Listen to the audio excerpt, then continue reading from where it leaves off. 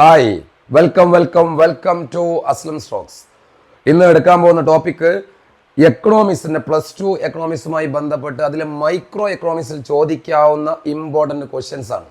ഓരോ chapter wise ഞാൻ പറയുന്നു, വളരെ സിമ്പിളായിട്ട് പറഞ്ഞുതരാം, നിങ്ങൾ എഴുതിയെടുക്കുക കേട്ടോ. വളരെ ഇമ്പോർട്ടൻ്റ് ആയിട്ട് എക്സാമിന് ചോദിക്കാൻ ചാൻസ് ഉള്ള ഭാഗങ്ങളാണ്. ഫസ്റ്റ് ചാപ്റ്റർ മൈക്രോ എക്കണോമിക്സിലെ ഫസ്റ്റ് ചാപ്റ്റർ നിങ്ങൾക്കറിയാം, ഇൻട്രൊഡക്ഷൻ ടു മൈക്രോ എക്കണോമിക്സ് അല്ലേ. അതുമായി ബന്ധപ്പെട്ട് ചോദിക്കാൻ ചാൻസ് ഉള്ളത് എന്താണ് മൈക്രോ എക്കണോമിക്സ്, എന്താണ് macro economics, what are the differences between micro economics and macro economics. അതേപോലെ തന്നെ കുറച്ച് എക്സാമ്പിൾ തരും, മൈക്രോയും മാക്രോയും ഹെഡിലേക്ക് മാറ്റാൻ പറയും, അത് ഇമ്പോർട്ടൻ്റ് ആണ്. അതേപോലെ തന്നെ അതിൽ ഇമ്പോർട്ടൻ്റ് ആയ ഒരു ഭാഗമാണ് what by central problem, what are the central problems of the economy, അത് ഗ്രാഫിൽ ചോദിക്കും.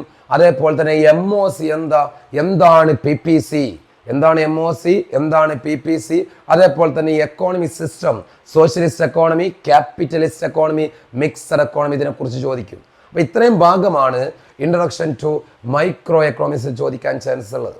അതേപോലെ തന്നെ സെക്കൻഡ് ചാപ്റ്റർ മൈക്രോയിലെ second chapter theory of consumer behaviour, വളരെ ഇമ്പോർട്ടൻ്റ് ആയുള്ള ഒരുപാട് ക്വസ്റ്റ്യൻസ് ചോദിക്കാൻ ചാൻസ് ഉള്ള, ഒരുപാട് വെയിറ്റേജിന് ചാൻസ് ഉള്ള ഒരു ചാപ്റ്ററാണ് തിയറി ഓഫ് കൺസ്യൂമർ ബിഹേവിയർ. ആരാണ് consumer, who is the consumer, consumption ബണ്ടിൽ എന്താ, അതേപോലെ തന്നെ എന്താണ് കൺസംഷൻ, ബജറ്റ് ലൈൻ ഇമ്പോർട്ടൻ്റ് ആയിട്ടുള്ളൊരു ഭാഗമാണ്.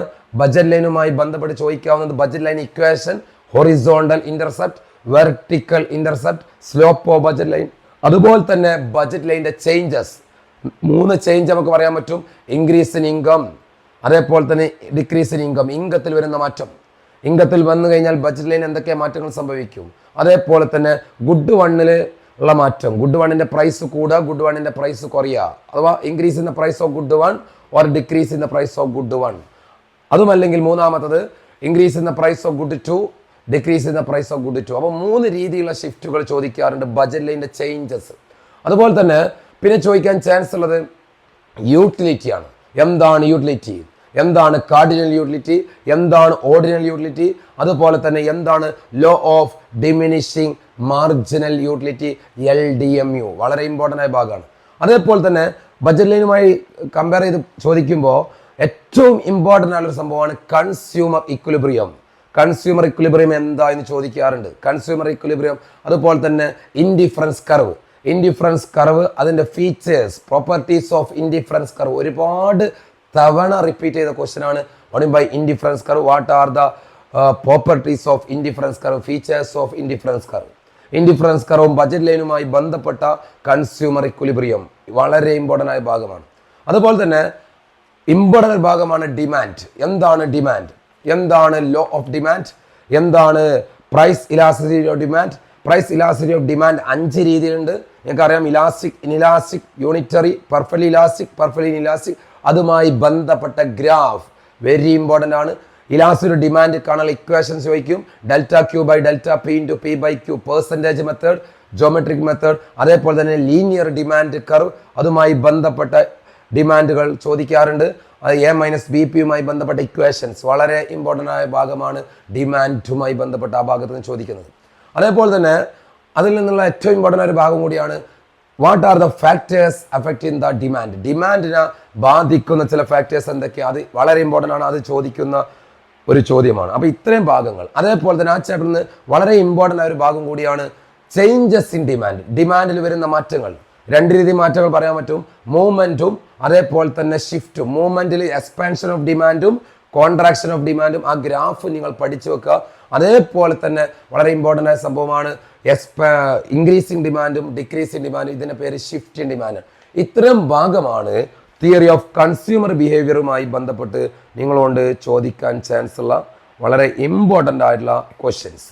അതേപോലെ തന്നെ പിന്നെ ചോദിക്കാൻ ചാൻസ് ഉള്ളത് പ്രൊഡക്ഷൻ ആൻഡ് കോസ്റ്റ് എന്ന് പറയുന്ന 3ാമത്തെ ചാപ്റ്ററാണ്. എന്താണ് പ്രൊഡക്ഷൻ, എന്താണ് input, what are the types of output and input ചോദിക്കും. അതേപോലെ തന്നെ പ്രൊഡക്ഷനുമായി ബന്ധപ്പെട്ട് വെരി ഇമ്പോർട്ടൻ്റ് ആയിട്ടുള്ള പറയാൻ പറ്റുന്നതാണ് ഷോർട്ട് റൺ പ്രൊഡക്ഷൻ ഫംഗ്ഷനും ലോങ് റൺ പ്രൊഡക്ഷൻ ഫംഗ്ഷനും. ഷോർട്ട് റൺ പ്രൊഡക്ഷൻ ഫംഗ്ഷനിലുള്ള ഒരു ലോ നിങ്ങൾ പഠിച്ചു വെക്കണം, ലോ ഓഫ് വേരിയബിൾ പ്രൊപ്പോർഷൻ, അല്ലെങ്കിൽ ആ ലോനെ പറയുന്ന വേറെ പേരാണ് law of diminishing marginal product. അതുമായി ബന്ധപ്പെട്ട് 3 സ്റ്റേജുകൾ, ഇൻക്രീസിങ്, ഡിക്രീസിങ്, നെഗറ്റീവ്. അതേപോലെ തന്നെ ലോങ് റൺ പ്രൊഡക്ഷൻ ഫംഗ്ഷൻ അതുമായി ബന്ധപ്പെട്ടത്, അഥവാ ഷോർട്ട് റൺ പ്രൊഡക്ഷൻ ഫംഗ്ഷനിൽ ലോ വേരിയബിൾ പ്രൊപ്പോർഷനിലെ ഗ്രാഫ് വളരെ ഇമ്പോർട്ടൻ്റ് ആണ് കേട്ടോ. T P A P M P വരുന്ന ഗ്രാഫ്, അതേപോലെ തന്നെ ടി പിയും എ പിയും തമ്മിലുള്ള മാറ്റം വ്യത്യാസങ്ങൾ കമ്പയർ ചെയ്യാൻ ചോദിക്കും. അതേപോലെ എം പിയും എ പിയും നമ്മൾ കമ്പയർ ചെയ്യാൻ ചോദിക്കും. അതേപോലെ തന്നെ എം പിയും ടി പിയും കമ്പയർ ചെയ്യാൻ ചോദിക്കും. വളരെ ഇമ്പോർട്ടൻ്റ് ആയ ഭാഗമാണ് ആ ഭാഗം. അതേപോലെ തന്നെ ലോങ് റൺ പ്രൊഡക്ഷൻ ഫംഗ്ഷൻ. എന്താണ് long run production function? Long run പ്രൊഡക്ഷനും ഫംഗ്ഷനുമായി ബന്ധപ്പെട്ട സ്റ്റേജുകൾ ഏതൊക്കെയാണ്? ഇൻക്രീസിങ്, ഡിക്രീസിങ്, അതേപോലെ തന്നെ കോൺസ്റ്റന്റ്. അതുമായി ബന്ധപ്പെട്ട ഒരു ലോ ഉണ്ട്, law of return to scale. അത് ഇമ്പോർട്ടൻ്റ് ആണ്. ഷോർട്ട് റണ്ണിൽ വരുന്ന ലോ ഓഫ് വേരിയബിൾ പ്രൊപ്പോർഷനും ലോങ് റണ്ണിൽ വരുന്ന law of return to scale very important ആയിട്ടുള്ള ഒരു ഭാഗമാണ് പ്രൊഡക്ഷൻ്റെ ആ ഭാഗം. അതേപോലെ തന്നെ പിന്നെ വരുന്നത് കോസ്റ്റ് ആണ്. കോസ്റ്റിൽ ആ കള്ളി നിർബന്ധമായിട്ട് പഠിച്ചു വെക്കണം, ആ ടേബിൾ. അഥവാ what are the cost, different types of cost അല്ലേ? T C, T F C, അതേപോലെ തന്നെ T V C, A V C, M C, ഇങ്ങനെ വരുന്ന ആ ഗ്രാഫ് ചോദിക്കും. അഥവാ അതുമായി ബന്ധപ്പെട്ട ഷെഡ്യൂൾ അത് ഫില്ല് ചെയ്യാൻ ചോദിക്കും. ഷെഡ്യൂൾ ഫില്ല് ചെയ്തതിനു ശേഷം എ എഫ് സിയോ ടി എഫ് സിയോ അല്ലെങ്കിൽ ടി സിയോ ഒക്കെ വരക്കാൻ ചോദിക്കും. അതിൻ്റെ ഷേപ്പ് ചോദിക്കും. എപ്പോഴും ഓർത്ത് വെക്കേണ്ട ഷേപ്പ്, എ എഫ് സിൻ്റെ ഷേപ്പ് എപ്പോഴും റെക്ടാങ്കുലർ ഹൈപ്പർബോളയാണ്. അങ്ങനെ കുറച്ച് ഷേപ്പുകൾ ചോദിക്കും. അത് വളരെ ഇമ്പോർട്ടൻ്റ് ആണ്. അതാണ് ആ ചാപ്റ്ററിൽ നിന്ന് ചോദിക്കാൻ ചാൻസ് ഉള്ളത്. അടുത്ത ചാപ്റ്റർ പ്രൊഡക്ഷൻ ആൻഡ് കോസ്റ്റ് കഴിഞ്ഞാൽ നിങ്ങൾക്കറിയാം പിന്നെ theory of perfect competition market അല്ലേ? മാർക്കറ്റുമായി ബന്ധപ്പെട്ട ചോദ്യം. അഥവാ എന്താണ് പെർഫെക്റ്റ് കോമ്പറ്റീഷൻ മാർക്കറ്റ്? ആദ്യം എന്താണ് മാർക്കറ്റ് എന്ന് പഠിച്ചു വെക്കണം. അതിന് ശേഷം എന്താണ് perfect competition market? Perfect competition മാർക്കറ്റിന്റെ ഫീച്ചേഴ്സ് എന്തൊക്കെയാണ്? What are the features of perfect competition market? അത് വളരെ ഇമ്പോർട്ടൻ്റ് ആയ ഭാഗമാണ് മാർക്കറ്റുമായി ബന്ധപ്പെട്ടത്. അതേപോലെ തന്നെ T R, A R, M R അത് ചോദിക്കും. ടി ആറും എ ആറും എം ആറും ആ കള്ളി ഒന്ന് നിങ്ങൾ നോക്കി വെക്കണം.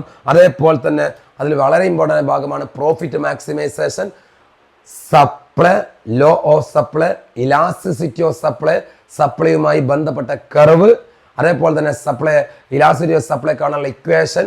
അതേപോലെ തന്നെ വളരെ പ്രധാനപ്പെട്ട ഒരു ഭാഗം കൂടിയാണ് അതിൽ സപ്ലൈനെ തീരുമാനിക്കുന്ന ഘടകങ്ങൾ. What are the factors determining the firm supply? Very important ഭാഗമാണ്. അതേപോലെ തന്നെ അതുമായി ബന്ധപ്പെട്ട സപ്ലൈയുടെ മൂവ്മെന്റ്, ഏതൊക്കെ മാറ്റങ്ങളാണ്, ചേഞ്ചസ് ഇൻ സപ്ലൈ. ഒന്ന് മൂവ്മെന്റും, ഒന്ന് ഷിഫ്റ്റും, expansion of supply, contraction of supply, increasing of supply, decreasing of supply. Very important ആയ ഭാഗമാണത്. അതേപോലെ തന്നെ shut down point, break even point, ഇതൊക്കെയാണ് ആ ഭാഗത്ത് നിന്ന് ചോദിക്കുക. അവസാനമായിട്ട് മൈക്രോ എക്കണോമിക്സിലെ 5ാമത്തെ പടം എന്താണ്? Market equilibrium. എന്താണ് മാർക്കറ്റ് ഇക്വിലിബ്രിയം എന്ന് പറഞ്ഞാൽ ഇക്വിലിബ്രിയവുമായി ബന്ധപ്പെട്ട excess supply, excess demand, market equilibrium ആകുന്ന പോയിന്റ്. എങ്ങനെയാണ് മാർക്കറ്റ് ഇക്വിലിബ്രിയവുമായി ബന്ധപ്പെട്ട ചോദ്യങ്ങൾ ചോദിക്കാന്ന് ചോദിച്ചാൽ അതുമായി ബന്ധപ്പെട്ട ഗ്രാഫ് ചോദിക്കും. അതുമായി ബന്ധപ്പെട്ട കുറച്ച് കാര്യങ്ങൾ, changes in demand, changes in supply, അതേപോലെ തന്നെ സൈമൾട്ടേനിയസ്ലിയുള്ള ചേഞ്ചസ്. അപ്പോൾ മാർക്കറ്റ് ഇക്വിലിബ്രിയത്തിൽ വരുന്ന ആ ഗ്രാഫിൽ വരുന്ന മാറ്റം നിങ്ങൾക്കറിയാം. ഡിമാൻഡും സപ്ലൈ ഈക്വൽ ആവുന്ന പോയിന്റ് ആണല്ലോ ഇക്വിലിബ്രിയം. അതിൽ വരുന്ന മാറ്റങ്ങൾ, അത് ഗ്രാഫിക്കൽ റെപ്രസെന്റേഷൻ വെരി ഇമ്പോർട്ടൻ്റ് ആണ്. അഥവാ ഡിമാൻഡ് മാത്രം മാറുന്നത്, only changes in the demand, supply constant ആവുന്നത്, സപ്ലൈ മാറുന്നത്, ഡിമാൻഡ് കോൺസ്റ്റന്റ് ആവുന്നത്, രണ്ടും മാറുന്നത്, അതൊക്കെ വളരെ ഇമ്പോർട്ടൻ്റ് ഗ്രാഫാണ്. അതേപോലെ തന്നെ വളരെ പ്രധാനപ്പെട്ട ഒരു ഭാഗമാണ് പ്രൈസ് സീലിംഗ്. എന്താണ് പ്രൈസ് സീലിംഗ്?